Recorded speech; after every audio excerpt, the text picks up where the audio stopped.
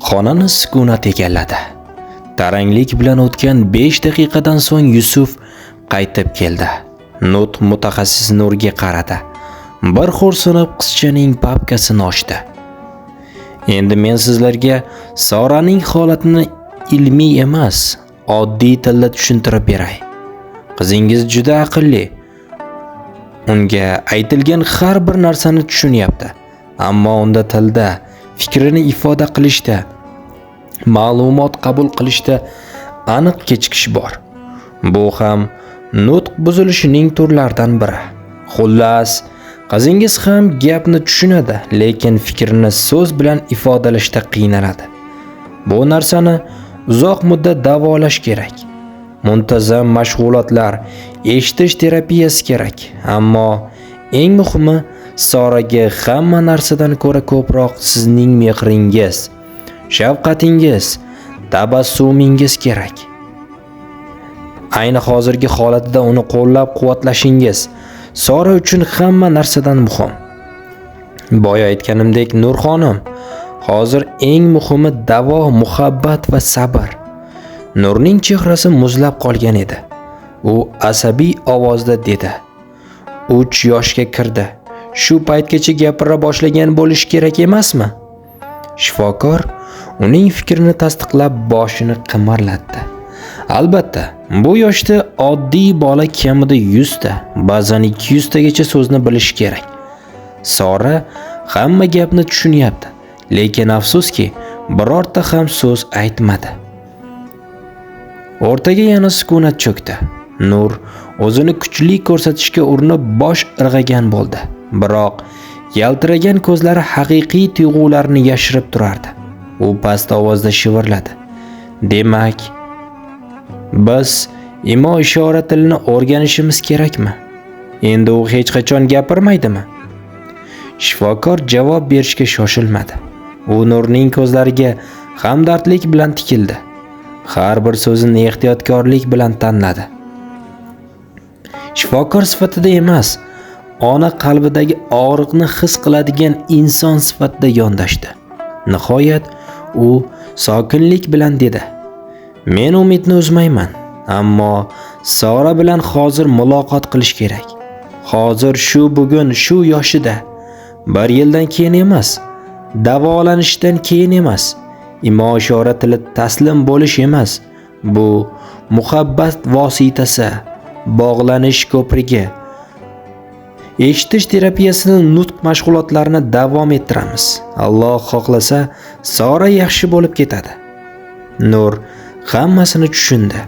Shuning uchun muloyimlik bilan aytilayotgan bu so'zlarni eshitib, dahshatdan qotib qoldi. U hamon pichirlab gapirayotgan edi. "Lekin men qayerdan, nimadan boshlashni bilmayman-ku. Biz sizga hammasini o'rgatamiz, xonim. Qadam va qadam boshlaymiz. Sora bilan yaqin bo'ling, undan uzoqlashmang. U gapira olmasa ham ovozi borligini his qilish kerak. Aks holda u butunlay jim bo'lib qoladi." Nurning yanog'iga bir tomchi yosh sirg'aldi. "Men imo-ishora tilini o'rganishga tayyor emasman." Nur shunday deb Yusufga qaradi. Yusuf Sorani yupatib uni kuldirishga harakat qilar. Bolalarcha ishoralar bilan nimanidir aytib berar. Multfilm qahramonlariga taqlid qilib kulardi. Ota bu yolg'on manzara ortida ko'rinib turgan achchiq haqiqatdan uni asramoqchidek edi. Nur o'zi bilan o'zi gaplashgandek hissiz tovushda dedi: "Kimga g'amxo'rlik qilaman u, kimni e'tiborsiz qoldiraman." U Yusuf bilan Sorani nazarda tutgan edi. Afsuski, Yusuf bu gapni eshitdi. Ko'zlarini yumib ichida so'zladi: "Allohim, menga o'zing yordam ber. Men bandangman. Umidim faqat sendan. Menda kuch ham, qudrat ham yo'q." Shifokor ham past ovozda dedi: "Ammo Sora siz bilan aloqa o'rnatishga har kuni urinadi. U o'ziga nima kerakligini shunday bir til bilan ifodalaydiki, uni faqat chin dildan sevgan odam tushuna oladi." "Bu nima deganingiz, doktor? Nima? Men uni yaxshi ko'rmaymanmi?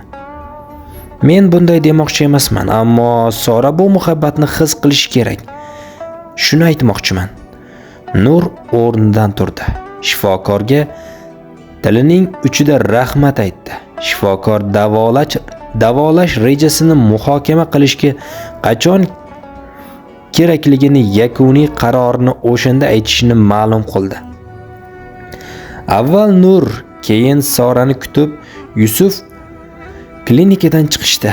Nurning ko'z oldiga go'yo qalin tuman cho'kkan. Chiqish yo'li topilmaydigan labirintda adashib qolgandek edi. Ortda esa Yusuf bilan Sora bir-biriga jilmayib kelishyapti. Bu jilmayishlar baxt va rozilikdan ko'ra og'riqni berkitishga urinishga ko'proq o'xshar edi. Yusuf mashinaga o'tirayotib atrofga alangladi. Soraning dorisini qidirdi. Nur, Soraning dorisi qani? Ertaga olarman. Tayyor klinikada turibmiz-ku. Hozir ola qolaylik. Yusuf, men rosa charchadim. Ertaga o'zim olaman. Yo'q, hozir olamiz. Sen shu yerda turib tur. Tez kelaman. Haqiqatan ham Yusuf dorini tezda olib keldi. U Soraga nihoyatda e'tiborli edi. Bu xabar Yoqubga yetib borgan zahotda shartta qiziga qo'ng'iroq qilib g'azabini sochdi. Bu nimasi endi yana? Qizing eshitmas ekan, gapirmas ham ekanmi? Iltimos dada, men boshdanoq